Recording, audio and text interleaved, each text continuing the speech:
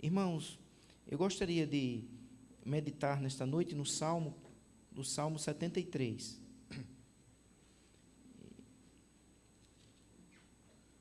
Por favor, abra sua Bíblia neste Salmo.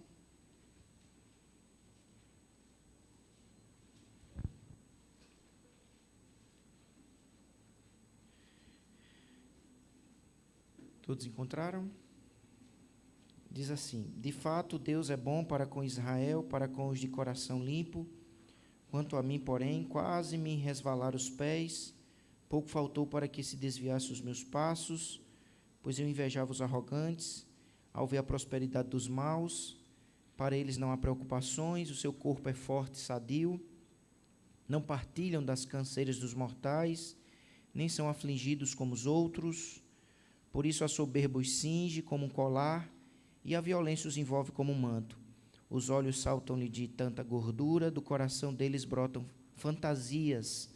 Zombam e falam com maldade, falam da opressão com arrogância, abrem a boca para falar contra os céus, e a língua deles percorre a terra. Por isso o seu povo se volta para eles, e os tem por fonte da qual bebe com avidez. Eles dizem: como Deus ficará sabendo? Por acaso o Altíssimo tem algum conhecimento? Eis que estes são os ímpios, e sempre tranquilos aumentam as suas riquezas. Verso 13: com certeza foi inútil conservar puro o meu coração e lavar as minhas mãos na inocência. Pois o dia inteiro sou afligido e cada manhã sou castigado.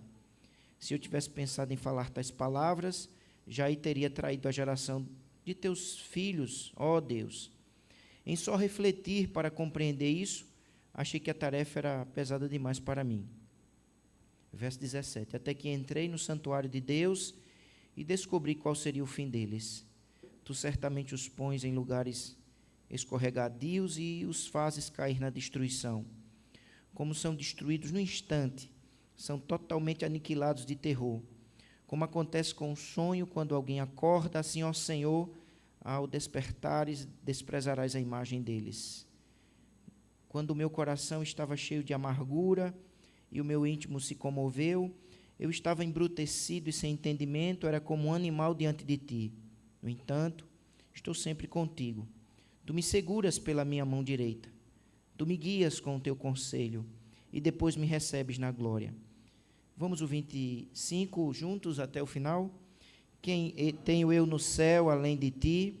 E quem poderia eu querer na terra além de ti? Ainda que a minha carne e o meu coração desfaleçam, Deus é a fortaleza do meu coração e a minha herança para sempre. Os que se afastam de ti certamente perecerão. Tu destrói todos os que são infiéis para contigo. Quanto a mim, bom é estar perto de Deus. Faço do Senhor Deus o meu refúgio para proclamar todas as suas obras. Amém. Vamos orar. Senhor, nós estamos diante de Ti, diante da Tua palavra, e pedimos que o Teu Santo Espírito nos ilumine a mente, nos ensine a palavra, aplique no nosso coração as Escrituras, e que o Senhor nos faça crescer na graça e no conhecimento de Ti. Sabemos, Senhor, que sem Ti nada podemos fazer. Precisamos do Teu auxílio, da capacitação que vem de Ti, para expormos a Tua palavra, para ouvirmos a Tua palavra, para crermos na Tua palavra, para vivermos em conformidade com a Tua palavra. Nos ajuda, em nome de Jesus. Amém. Alguns entendem que o Salmo 73, ele foi escrito por Davi e cantado por Asaf. Quando você lê o título, acredito na sua Bíblia tem, né? Salmo de Davi. Outros compreendem que, de fato, o Salmo foi escrito por Asaf. Asaf também recebeu inspiração do Espírito Santo e ele, portanto, escreveu este Salmo, conforme nos diz 2 Crônicas 29:30, que os Salmos foram escritos por Davi e por Asaf. Acima de tudo, nós temos aqui um trecho da palavra de Deus inspirada pelo Espírito Santo de Deus. Este salmo, ele vai lidar com um dos mais complicados dilemas que o crente enfrenta. Que um ser humano enfrenta, mais especificamente o que um crente enfrenta. Uma das questões mais desafiantes para um servo de Deus. Se Deus é bom, por que a injustiça? Por que gente ruim às vezes se dá tão bem na vida? Por que gente boa sofre? Por que às vezes o mal é recompensado e quem faz o bem sofre? Este é o dilema que o salmista descreve aqui neste Salmo 73. É o dilema do salmista, mas é também o dilema que nós enfrentamos, porque essa realidade é vivenciada por nós constantemente. Porque jejum e oro esperando prosperidade, muitas vezes tenho colhido lutas e provações e tentações intensificadas. Como amar a Deus num mundo de tanta injustiça? Como amar a Deus num mundo de tanta dor? Como amar a Deus diante deste dilema? Esse dilema descrito no Salmo 73 e vivenciado pelo salmista, ele vai criar um contexto de muitas tentações. É isso que o salmista vai descrever. Ele está percebendo essa realidade e isso vai criar esse contexto de tentações. Diante desta situação, do dilema, do paradoxo, o salmista foi tentado à inveja. Então, é um contexto que cria uma atmosfera de tentações. Diante deste dilema, nós podemos murmurar, blasfemar contra Deus, mergulhar em incredulidade, abrigar na mente terríveis dúvidas, a nos desviarmos do caminho do Evangelho, a abandonar a igreja. Quantos não têm abandonado a igreja? Diante das perplexidades da vida, diante da ausência de respostas claras, diante da dor, diante muitas vezes, do enigma insolúvel. É um contexto que cria muitas tentações de encher o coração de amargura para com Deus e não de amor para com Deus. Então, esta é a luta enfrentada pelo salmista. Este era o desafio, amar a Deus, cultuar a Deus, adorar a Deus num mundo marcado por injustiça, por incompreensões, por paradoxos. Como amar a Deus neste mundo caído? Neste mundo que muitas vezes nós não temos todas as respostas. Foi o drama, foi o dilema, foi a luta do salmista, mas é também a nossa luta, é também o nosso desafio. Como amar a Deus neste mundo quebrado? E eu queria, com a graça de Deus, trilhar o caminho que ele trilha para enfrentar esse paradoxo, esse dilema. E não perder o amor, e não abandonar a igreja, e não destruir o altar da adoração.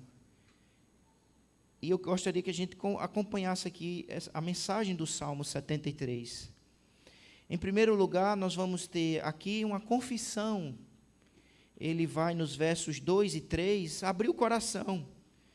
E ele dá o testemunho da sua própria vida, ele conta o seu testemunho, quando ele for lidar com essas questões. E no verso 2 ele diz assim: quanto a mim, porém, quase me resvalaram os pés, pouco faltou para que se desviasse os meus passos. Ele confessa que ele entrou numa crise de fé. Por pouco ele não se desviou do caminho, ele não apostatou. E no verso de número 3, ele continua a sua confissão, seu testemunho sincero, e no verso 3, ele afirma que cometeu um terrível pecado. Ele quebrou o 10º mandamento, ele invejou. Diz o verso de número 3, pois eu invejava os arrogantes. A inveja já é um pecado horrível, mas imagine invejar os arrogantes, os pecadores, os ímpios. Portanto, o salmista, ele começa o salmo abrindo o coração, confessando a sua situação. Ele diz que foi enlaçado pela tentação.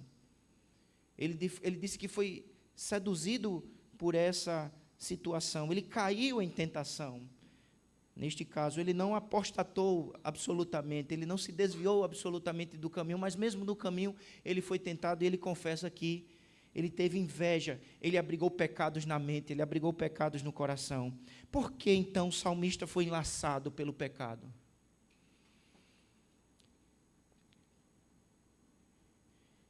Porque ele caiu em tentação.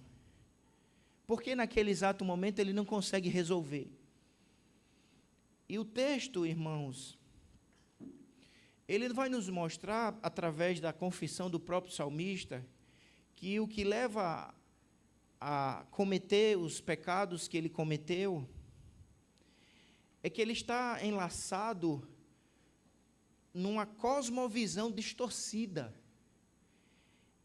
Nós iremos descobrir que a causa da queda é uma questão de perspectiva errada, de visão limitada em relação à vida, em relação à realidade. E ele vai confessar isso dos versos 4 a 16. Ele desenvolve uma visão carnal, materialista da vida. Ele começa a enxergar a vida com as lentes do secularismo, digamos assim, do mundanismo.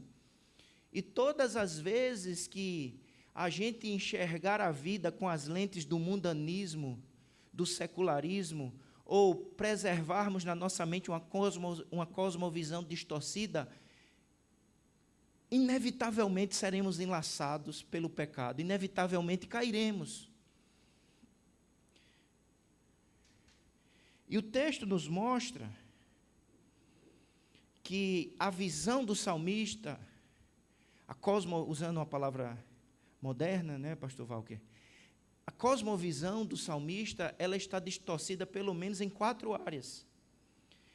Ele tem conceitos distorcidos, em primeiro lugar, em relação ao o que significa ser próspero.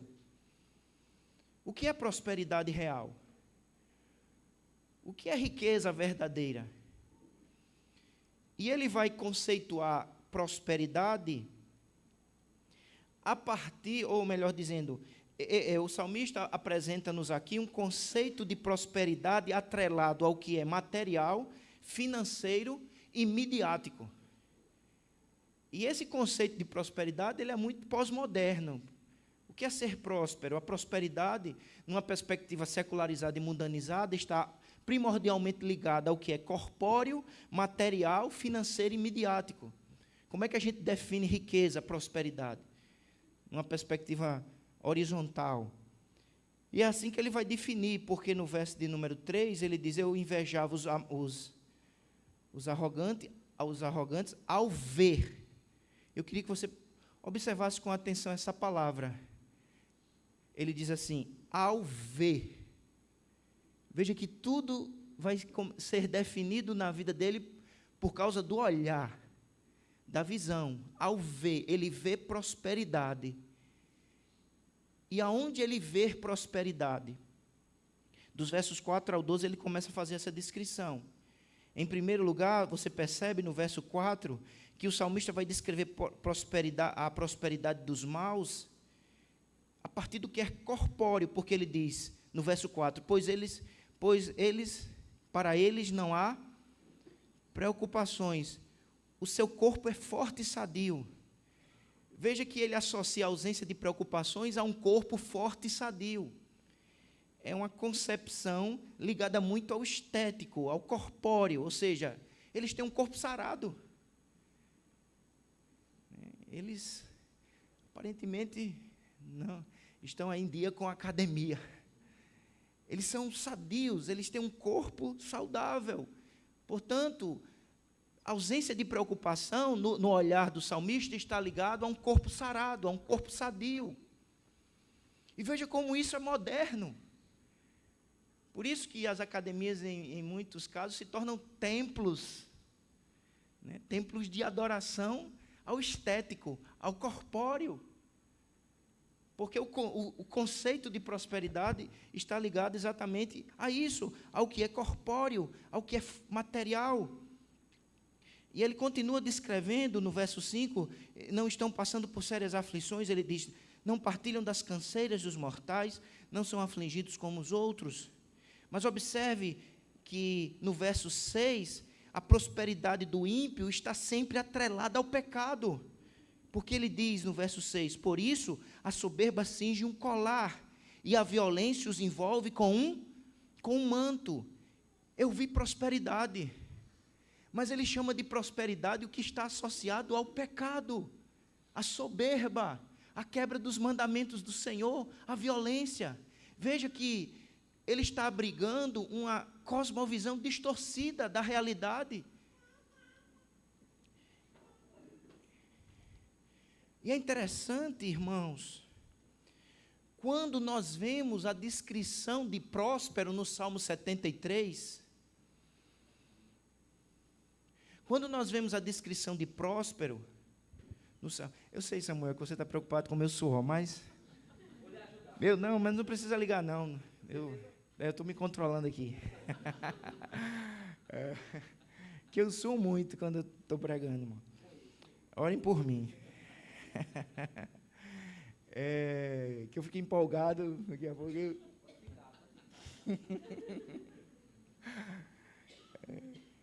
mas vamos lá. Veja, irmãos, que quando ele descreve prosperidade, mas é uma prosperidade associada ao que é corpóreo, mas ao que é pecaminoso. É uma prosperidade associada à quebra dos mandamentos. E quando você vê a descrição destes prósperos aqui, quando você lê esse conceito de prosperidade que é descrito aqui pelo salmista, e você olha para a Bíblia, o próspero que ele descreve aqui é Faraó.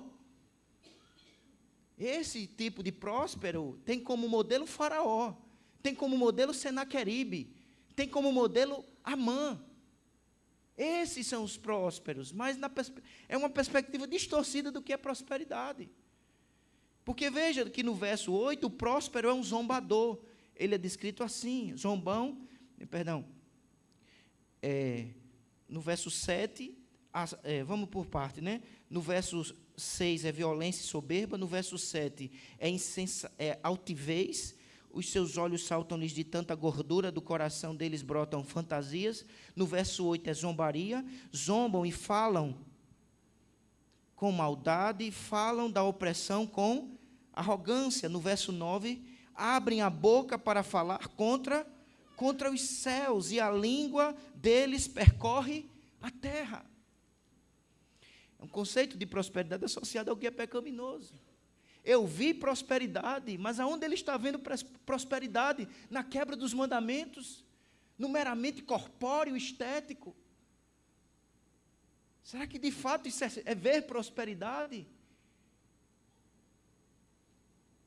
Que prosperidade buscamos?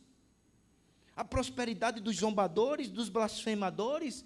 Será que é possível ver isso como próspero? Ele vê isso como próspero na medida que ele tira as lentes das Escrituras e coloca as lentes do mundanismo, do secularismo. É um conceito de prosperidade associado ao corpóreo, financeiro, mas usando uma palavra moderna, ao midiático. Por quê? Porque no verso 10, nós lemos o seguinte: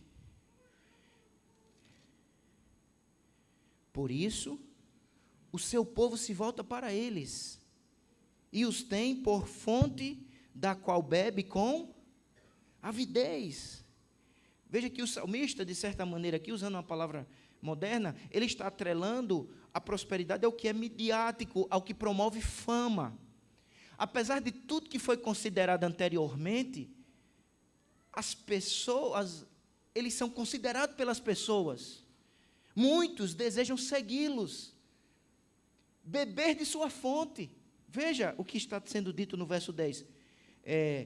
E os tem por fonte da qual bebe com avidez. E veja como isso é atual. A prosperidade que gera ambição, no sentido de que muitos estão bebendo da fonte, muitos são influenciados por eles. Influenciados por estes prósperos, desejam abandonar o Senhor. Influenciados por estes prósperos, desejam a fama. abandonam a Cristo, a fonte da água viva. E a descrição continua no verso de número 11, quando ele diz, como eles dizem, como Deus ficará sabendo? Por acaso o Altíssimo tem algum conhecimento? A prosperidade é atrelada à incredulidade. E ele conclui essa descrição do que ele vê e ele chama de próspero, no verso de número 12. Eis que estes são os ímpios, e sempre tranquilos aumentam as suas riquezas. Veja que interessante, porque ele conclui a descrição, depois de tudo que ele disse, ele chama a vida do incrédulo, do soberbo, de uma vida tranquila. Será que há tranquilidade na incredulidade? Será que há paz no coração do ímpio? Ele chama-os de tranquilos. Então, há uma cosmovisão distorcida, em primeiro lugar, no conceito do que é próspero, do conceito de prosperidade.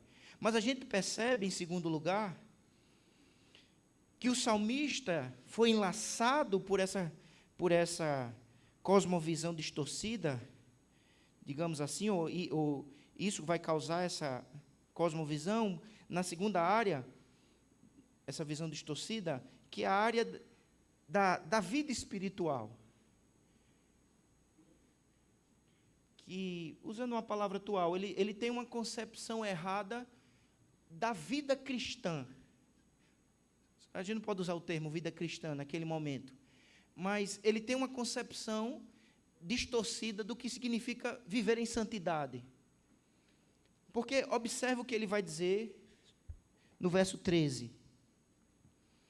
Com certeza foi inútil conservar puro o meu coração e lavar as minhas mãos na inocência. Veja que no verso 13 ele acredita que é inútil trilhar o caminho da santidade. Ele conclui, diante do que via na vida dos arrogantes, que era inútil trilhar o caminho da santidade, da pureza. Ele afirma isso com todas as letras. Foi inútil me manter em santidade de coração e de mãos. Ou seja, ele está questionando a vida com Deus. Olha que crise de fé ele vivencia. No verso 14, ele vai dizer assim, pois o dia inteiro sou afligido e cada manhã sou castigado. Ou seja, quanto mais me santifico, mais sofrimento recebo. A vida de santidade para eles está meramente atrelada às aflições e sofrimentos. Portanto, irmãos, é possível percebermos que a crise, a causa da queda, descrita nos versos 2 e 3, é fruto desta cosmovisão distorcida em relação ao que ele chama de prosperidade e ao que ele chama de vida cristã inútil. Os exercícios espirituais, ele chama de inútil. Mas, ao afirmar isso, em terceiro lugar, há uma distorção teológica, porque indiretamente, quando ele diz que a vida de santidade é uma vida inútil, indiretamente ele apresenta uma visão distorcida do próprio Deus. Porque ele diz porque ao dizer que a vida de santidade é uma vida inútil, ele está dizendo, Deus é injusto, Deus é indiferente, Deus é cruel. Portanto, não é só uma crise em relação à disciplina espiritual, é uma crise teológica. Ele está em crise em relação ao próprio Deus, aos próprios atributos de Deus. E será que essa não é a reação de todos nós diante da dor, diante das lutas, diante das perplexidades? Será que não somos tentados a questionar os atributos de Deus? Ele é indiferente, Ele é injusto, Ele é cruel. Ele vai chegar e dizer, Ele está dormindo. como em alguns momentos os salmistas vão usar essa expressão. No versículo lá embaixo ele vai dizer, quando acordares.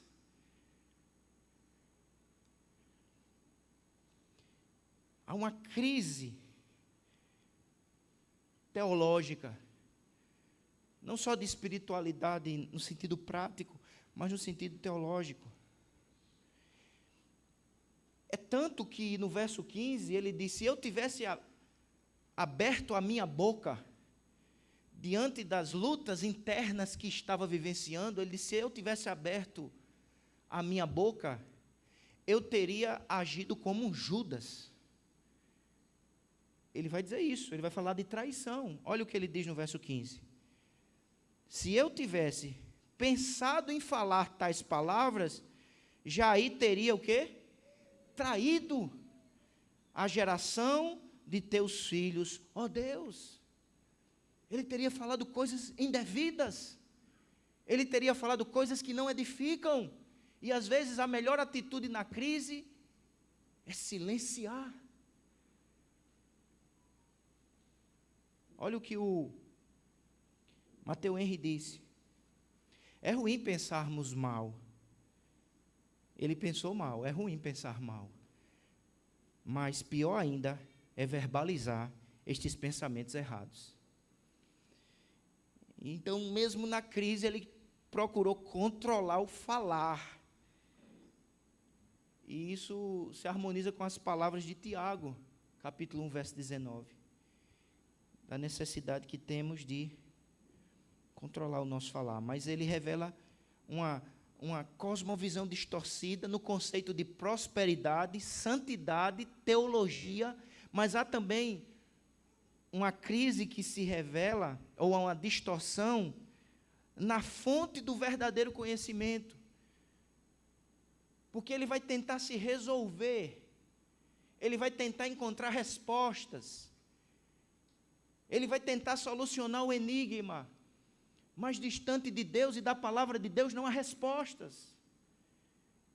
Mas ele achou que poderia, e em vez de ele querer trilhar o caminho da piedade, em vez de buscar tornar-se um teólogo piedoso, ele procurou trilhar o caminho do filósofo arrogante. Porque no verso 16, ele diz, em só refletir, para compreender isso, achei que a tarefa era pesada demais. Para mim, ele trilhou o caminho da reflexão autônoma, do exercício da razão destituído da iluminação espiritual. E o uso da razão, do intelecto, destituído da palavra de Deus e da iluminação do Espírito, é um caminho improdutivo, é um caminho infrutífero, é um caminho de dor e não de respostas. Ele diz, foi pesado o exercício e foi improdutivo o exercício. Ele se esforçou em refletir. Para compreender isso, achei que era tarefa pesada demais para mim. Portanto, irmãos, nós temos o testemunho do salmista diante das lutas, ou diante deste dilema que ele enfrentou. E o Espírito Santo nos revela a causa da queda do verso 2, do verso 2 e verso 3. Ele diz que invejou. E aí nós observamos que ele abrigou, durante um certo tempo na sua vida, uma cosmovisão distorcida em relação a estes temas. Mas o texto não apenas descreve a crise, o problema, mas o texto anuncia o evangelho. O texto anuncia a boa notícia. Portanto, mesmo que a nossa cosmovisão esteja distorcida, há uma boa notícia, porque é uma palavra que nos conserta, é uma palavra que nos restaura. Mesmo que estejamos com miopia espiritual. E é o que ele vai nos mostrar aqui, a partir do verso de número 17. Do verso 17 em diante, há um caminho de restauração. E restauração no amor a Deus, neste mundo quebrado, neste mundo de gente arrogante e prosperando, neste mundo de gente soberba e aparentemente se dando muito bem. Nós somos chamados a manter o altar do amor de pé, mesmo diante de um mundo quebrado, de um mundo caído. Porque o trigo, ele precisa crescer, mesmo ao lado do joio. Não é assim que nos diz a parábola? O trigo cresce, mesmo com o inimigo semeando joio. Portanto, é isso que nós vamos ver no texto. Que há um caminho de restauração, que há um caminho que o Senhor estabelece. Eu gostaria de, com a graça de Deus, mostrar esse caminho, convidar os irmãos a perceber o caminho da restauração, do amor a Deus em um mundo caído. E a primeira atitude para que essa restauração aconteça é a necessidade do uso dos meios de graça. É um chamado a nós, irmãos, nós não podemos abandonar os meios que o próprio Deus estabeleceu para nos fortalecer, sarar nossa alma e nos capacitar a trilhar o caminho do amor neste mundo quebrado. E é o que vai acontecer com o salmista, porque no verso 17 ele diz: até que entrei no santuário de Deus. Até que entrei no santuário de Deus. Até então eu estava dessa maneira, vendo de maneira distorcida, percebendo a realidade de maneira confusa. Mas eu fui ao santuário de Deus. O santuário de Deus é a presença de Deus. Na dispensação, naquele tempo lá do salmista, ir ao santuário de Deus é ir ao próprio templo. Portanto, ele está dizendo: eu fui ao culto. E naquele culto, Deus tocou no meu coração. Deus abriu o meu entendimento. Irmãos, há uma presença especial de Deus quando o seu povo se reúne em obediência à sua santa convocação. E Deus se utiliza do culto para socorrer a nossa vida, sarar nossa mente, consertar nossa visão, calibrar nossa cosmovisão. Até que eu fui ao santuário. Não abandone o santo culto, não despreze os meios de graça. É o instrumento que Deus usa para nos manter saudáveis nesse mundo quebrado, nesse mundo caído, nesse mundo onde reina a soberba, a arrogância e a falsa prosperidade. Até que entrei no santuário. E como isso é verdadeiro na nossa vida, irmãos, quantas lutas, quantas questões, às vezes está sendo levantadas, nós nem verbalizamos, nós nem compartilhamos, mas nós servimos a um Deus vivo, que conhece até os segredos do nosso coração. E quantas vezes nos reunimos para adorar, e na medida que nos dispomos a adorar, Deus fala, Deus consola, Deus exorta, Deus responde, Deus conserta. Nós servimos a um Deus vivo. Eu entrei no santuário de Deus. O santuário de Deus é a palavra de Deus. É através da palavra que Deus se revela para nós. Portanto, o salmista se volta à palavra. Por isso que o culto é centrado na palavra. É por intermédio da palavra, no poder do Espírito, que somos alimentados, fortalecidos e corrigidos na nossa cosmovisão. Até que entrei no santuário, na presença de Deus, pela palavra, no poder do Espírito. O que é o santuário de Deus? É a palavra de Deus. O que é o santuário de Deus? É a oração.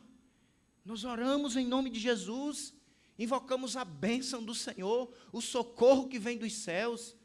E nós servimos a um Deus vivo e ativo. Eu entrei no santuário.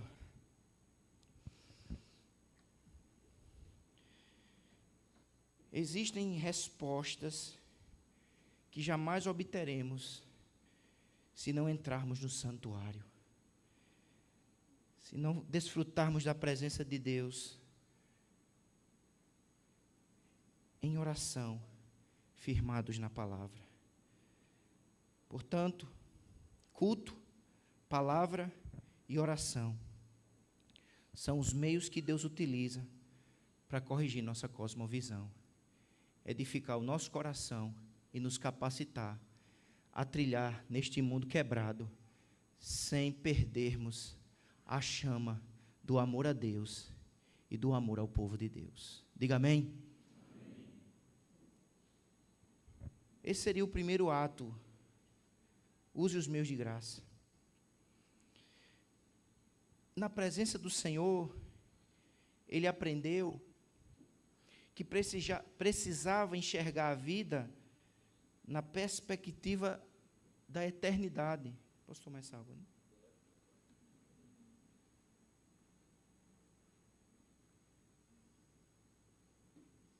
Veja o que diz o verso 17. Até que entrei no santuário de Deus e descobri qual seria o fim deles. Em segundo lugar, o texto nos convida a enxergarmos a vida na perspectiva da eternidade. Não teremos uma visão correta da vida se a nossa visão da vida estiver limitada apenas ao aqui e agora, a questões financeiras, materiais e corpóreas.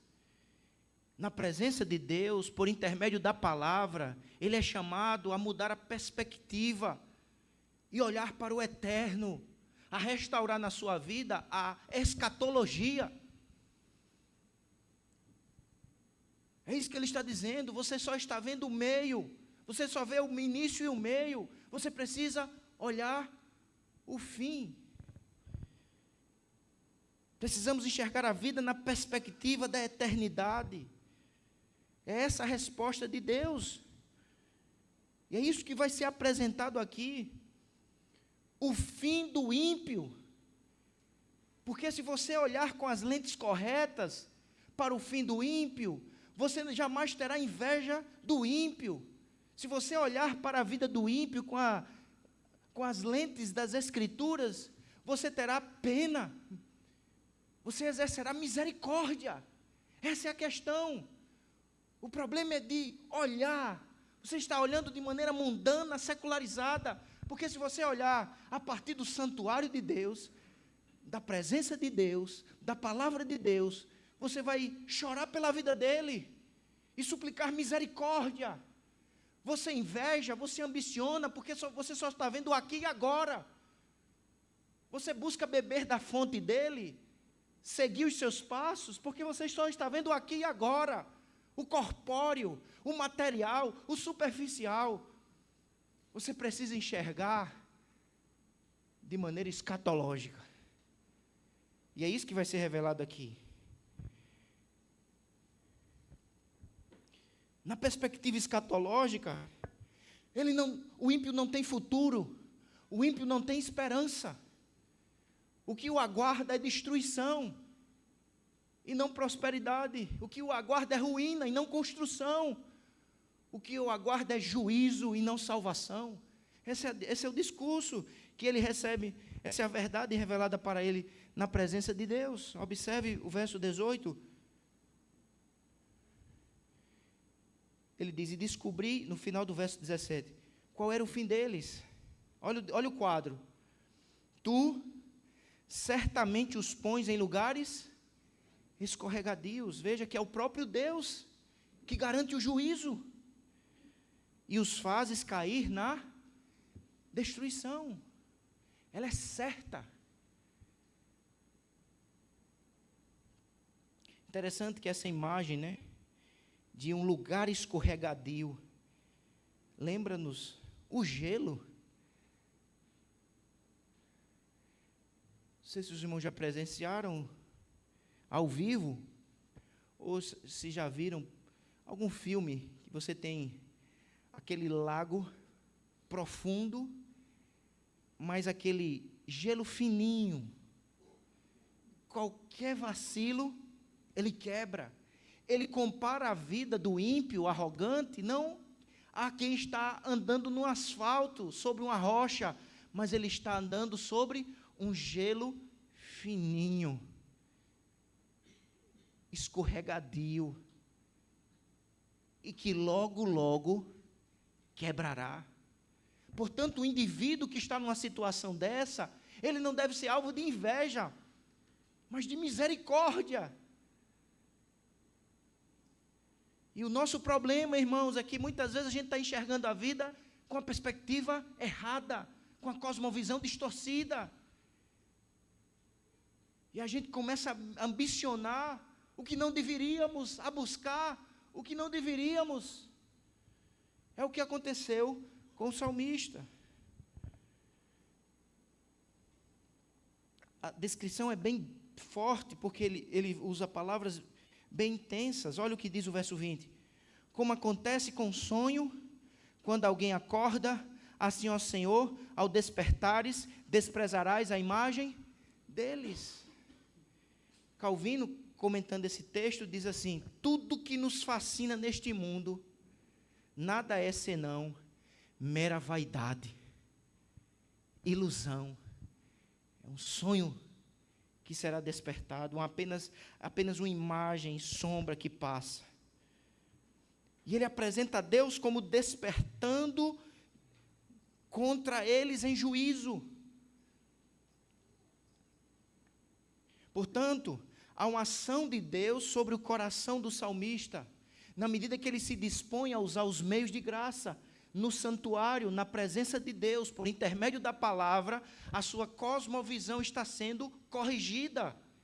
E a correção da cosmovisão passa, em primeiro lugar, na ordem do texto, por uma escatologia.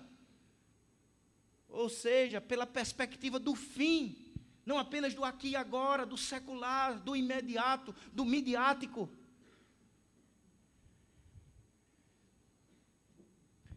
Mas em terceiro lugar, no verso 21 e 22, o salmista, na presença de Deus, lembrando sempre do verso 17, porque ele está no santuário, ou seja, ele está desfrutando da presença de Deus pela palavra de Deus, no poder do Espírito, em oração. Ele confessa os seus pecados, ele confessa a sua amargura, ele confessa a ausência de amor. Ele diz: o meu coração não estava fervendo em amor e em gratidão, mas o meu coração estava fervendo em amargura, em tolice. Eu estava agindo como um animal, irracional, não percebendo esta realidade. Veja que ele mesmo afirma estas verdades. Verso 21. Quando o meu coração estava como? Cheio de amargura. Amargura contra quem? Ele estava amargurado contra o próprio Deus. Na hora que ele diz: eu jejum, eu oro, eu santifico as minhas mãos e o meu coração, e é só luta, só dificuldade, parece que Deus me abandonou. Mas quando ele volta-se para o Senhor, até que entrei no santuário de Deus, as escamas foram retiradas, a luz do Senhor alcançou as trevas da minha mente, e eu passei a compreender, eu passei a pensar corretamente, e eu percebi o meu pecado. Portanto, o que nós temos aqui, no verso 21 e 22, é mais uma confissão. Ele confessa a sua amargura, a sua tolice. É na presença de Deus que ele quebranta o coração, é na presença de Deus que ele se humilha, ele reconhece quão soberbo ele foi.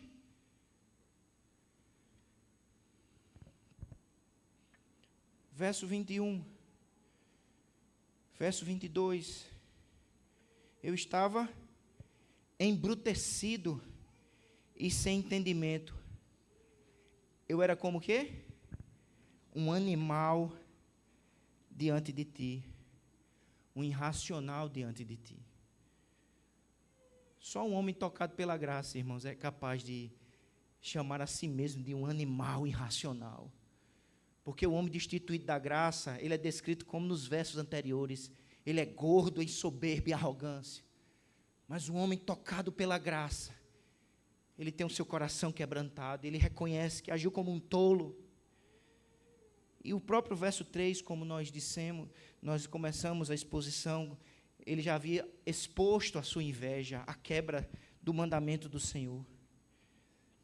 Portanto, quais os passos necessários para que o altar do amor a Deus nesse mundo quebrado continue aceso?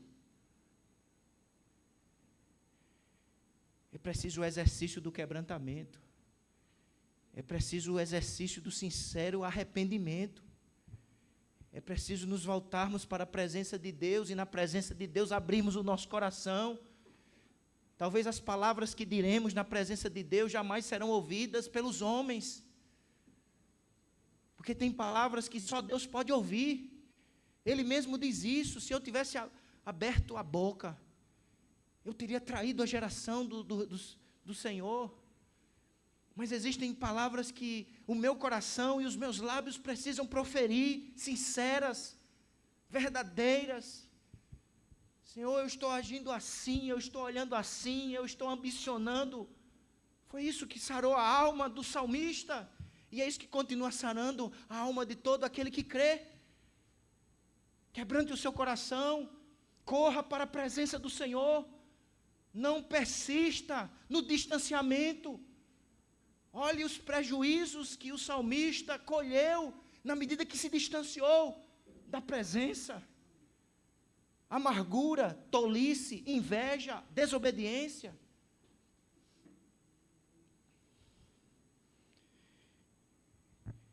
Em quarto, na presença de Deus, ele começa a perceber o quão rico ele é, o quão próspero ele é.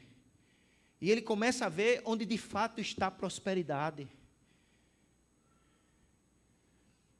E ele vai perceber que ele, apesar das ações erradas, dos pensamentos equivocados, ele reconhece as dádivas de Deus sobre a sua vida. Há um hino que a gente canta dos Salmos e Hinos que diz assim: conte as bênçãos, diga quantas são, e verás surpreso. Irmão, sabe esse hino aqui? E verás surpreso quanto Deus já fez. Irmão, a gente às vezes murmura tanto, reclama tanto, e a gente não aprendeu a contar as bênçãos. São abundantes e eternas as bênçãos da graça de Deus. E a partir desse momento ele viu o quanto ele é abençoado, o quanto ele é rico, verdadeiramente próspero. Sabe por quê? Porque ele tem graça, glória e satisfação. Ele tem graça perdoadora. Olha o que diz o verso de número 23. No entanto, estou sempre contigo. Você pode repetir essa frase? No entanto, estou sempre contigo. O que é isso, irmãos? É graça. É graça perdoadora. Eu abriguei no coração amargura. Eu agi como um animal irracional. Todavia, eu estou na tua presença. Isso é graça. Ele não nos trata segundo os nossos méritos, segundo os nossos pensamentos tolos, segundo as nossas motivações equivocadas. Ele nos trata com graça. Nós somos o povo mais privilegiado da face dessa terra, porque aonde abundou o pecado, superabundou a graça. Ele começa a compreender o que significa prosperidade. Prosperidade é ser alvo da graça perdoadora que há em Cristo Jesus. Prosperidade é ser alvo da graça restringidora de Deus. Ele disse: eu fui alvo da graça restringidora. Na presença de Deus, ele percebeu que havia uma mão invisível o sustentando, porque ele disse: quanto a mim, porém, quase me resvalaram os pés, pouco faltou para que se desviasse os meus passos. Aí você pergunta: por que ele não caiu? E ele vai dizer no verso 23, sabe por quê? Ele diz assim: No entanto, estou sempre contigo. Tu me seguras pela minha mão direita. Isso é graça sustentadora. Tu me seguras pela minha mão direita. É como uma criança. É que o pai às vezes tem que segurar. Fique aqui, não vá. Porque ele sabe que se o menino for, vai se machucar, vai se ferir. Mesmo assim o Pai Celestial faz comigo e contigo. Às vezes ele segura pela mão e diz: aquieta o seu coração. Não dê mais nenhum passo, porque o Senhor da sua vida sou eu. Isso é graça restringidora, mas ela não só nos restringe, ela nos conserta, ela nos restaura, ela nos corrige. É isso que ele está dizendo. Eu tenho sido alvo desta graça que me restaurou, que abriu os meus olhos, para que eu não continue na amargura. Você tem graça abundante sobre a sua vida, meu irmão. Conte as bênçãos. Você tem graça perdoadora. Você tem glória garantida. É o que nós lemos no verso 24. Tu me guias com o teu conselho, e depois me recebes na glória. Você é herdeiro da glória. Há lutas, há dificuldades, há tentações intensas, há paradoxos, há ausência de respostas, mas em Cristo Jesus nós somos herdeiros da glória. E na verdade, nós já temos glória aqui e agora, porque quem tem Cristo tem glória, tem vida abundante, tem perdão real, foi justificado, adotado, está sendo santificado, aperfeiçoado, e um dia, quando a trombeta tocar, você receberá a glória eterna. Por isso, irmãos, que na nossa caminhada, neste mundo quebrado, neste mundo caído, jamais cessaremos de gritar em esperança: Maranata, ora vem Senhor Jesus. O Senhor nos segura pela mão. O Senhor nos faz Ele nos preserva no caminho. É uma figura de alguém que está sendo preservado, alguém que está sendo mantido de pé, alguém que está sobre a garantia do Senhor, a mão poderosa do Deus poderoso, fiel e misericordioso. Adoremos a este Deus, amemos a este Deus.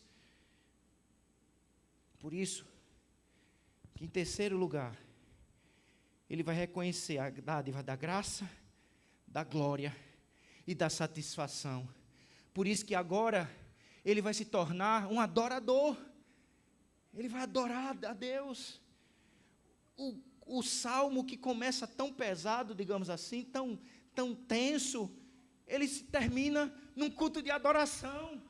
Ele vai fazer declarações de intenso amor e satisfação a Deus.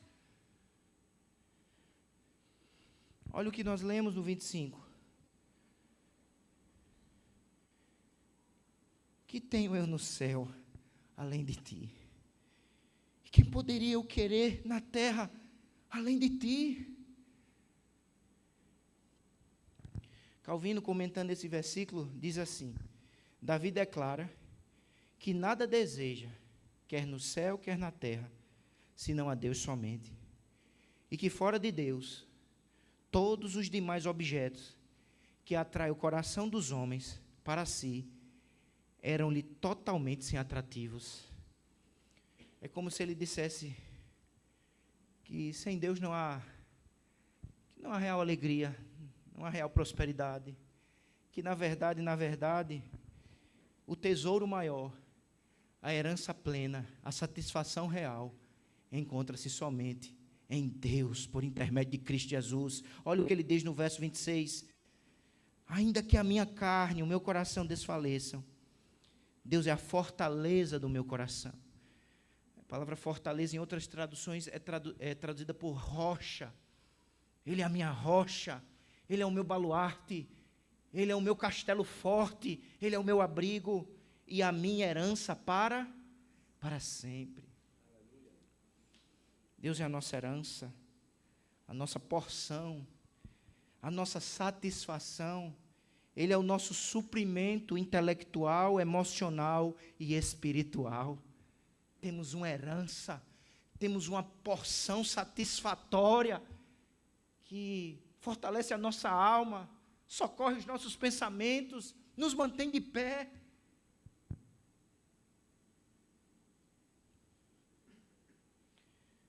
Nele nós temos paz, alegria e felicidade. É o caminho da reconstrução do altar do amor, em um coração que outrora abrigou amargura. Amar a Deus no mundo caído. E por último, percebo que aqui não tem relógio, né? Que bom. Mas está longe de mim. Eu estou terminando já, do presbítero. Por último, assuma um compromisso. Um dos cânticos louvado aqui é um célebre hino que fala de estar perto do Senhor. É uma das frases, né? Me ajuda a lembrar aí um dos cânticos que as irmãs cantaram. Mais perto quer estar. Esse é o compromisso do salmista. No final ele diz assim no verso 28. Quanto a mim, bom é estar perto de Deus. Bom é estar perto de Deus, meu irmão. Queira estar perto. Corra para a presença. Não continue se distanciando. Ele é bom. Por isso que ele começa o salmo com a conclusão. Ele começa o salmo no verso 1 dizendo assim: de fato, Deus é bom para com Israel. Isso é a conclusão. Deus é bom. Eu quero estar perto dele. Ele é bom. Ele é fiel. Ele é misericordioso.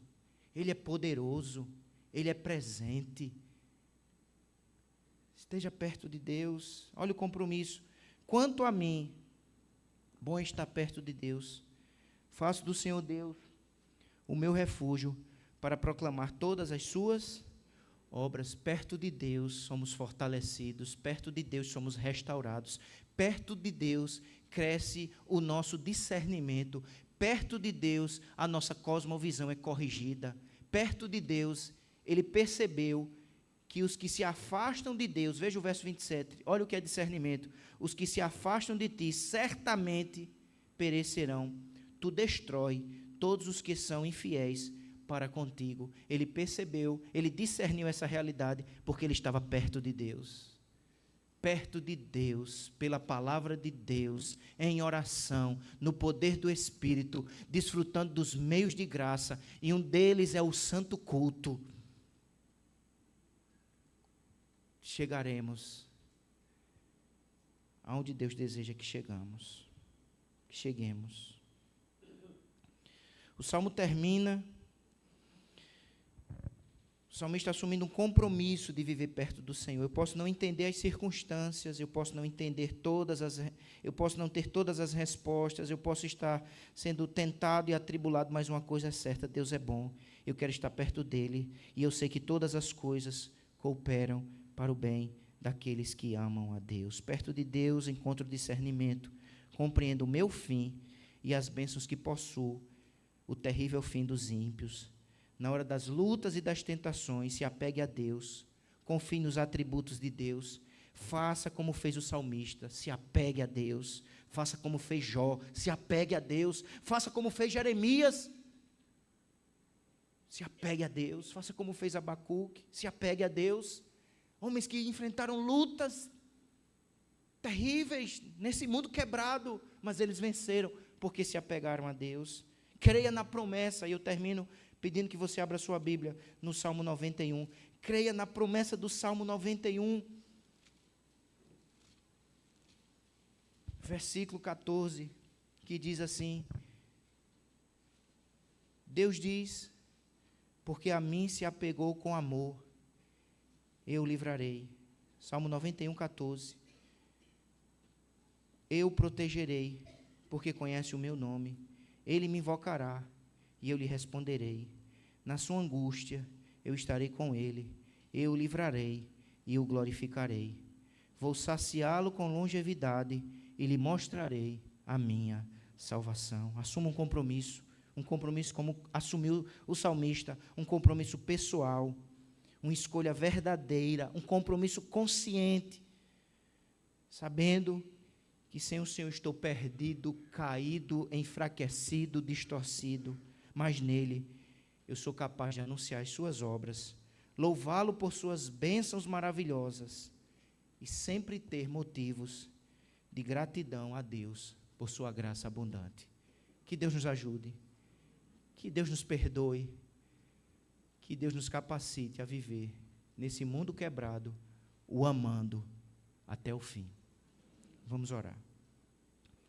Pai, é a Tua palavra. Aplica no nosso coração a Tua palavra. Tu conheces o coração de cada pessoa aqui, Senhor, e Tu sabes como falar, como tratar. Continua tratando e cuidando de cada um de nós.